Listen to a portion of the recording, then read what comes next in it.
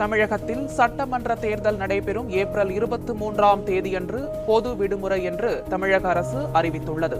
பொதுத்துறை, தனியார் நிறுவனங்கள், கல்வி நிறுவனங்கள் உள்ளிட்டவற்றிற்கு ஏப்ரல் 23ஆம் தேதியன்று பொது விடுமுறை என்று அறிவிப்பு வெளியாகியிருக்கிறது.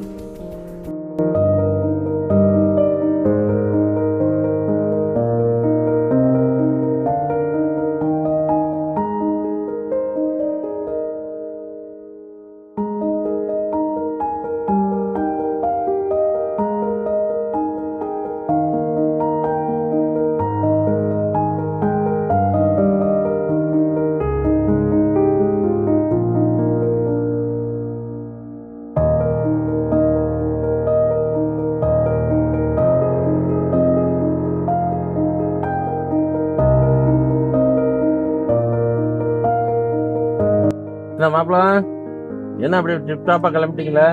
ஏதோ விசேஷமா? காலையிலேயே கிளம்பிட்டீங்களா? ஏமாமா உங்களுக்கு விவரம் தெரியாதா? இன்னைக்கு எலெக்ஷன் நாள் இல்ல, ஓட்டு போட போயிட்டு இருக்கேன். நீங்க வரலையா? என்ன மாப்பிள, நான் வந்து ஓட்டு போட்டு யார் வந்து என்ன செய்ய போறேன்? 10 லட்சம் பேர் ஓட்டு போடுறேன். அதில் நான் போட்டான்னா போடாட்டி என்ன மாமா இப்படி சொல்லிட்டீங்க? உங்களுக்கு தெரியாதா? 2004 ஒரு எலெக்ஷன் நடந்துச்சு. இந்த எலெக்ஷன்ல ஒரு வேட்பாளர் வெறும் ஒரு ஓட்டு வித்தியாசம் தோத்து போயிட்டார். அந்த வேட்பாளரோட டிரைவர் ஓட்டு போடாம போயிட்டார். நம்ம அண்ணன் தானே ஜெயிச்சிருவாரு ஒரு நம்பிக்கையில ஓட்டு போட.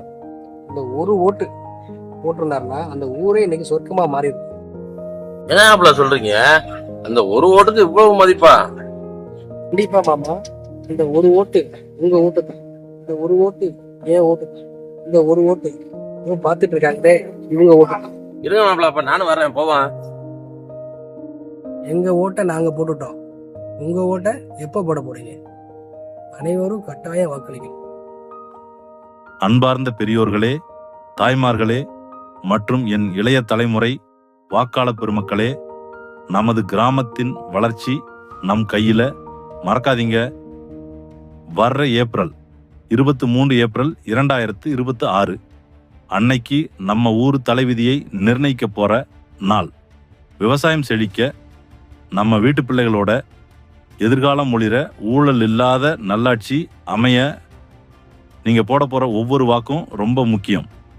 சிந்திப்பீர், செயல்படுவீர். வரும் ஏப்ரல் 23 அன்னைக்கு மறக்காம உங்க வாக்க பதிவு செய்யுங்க.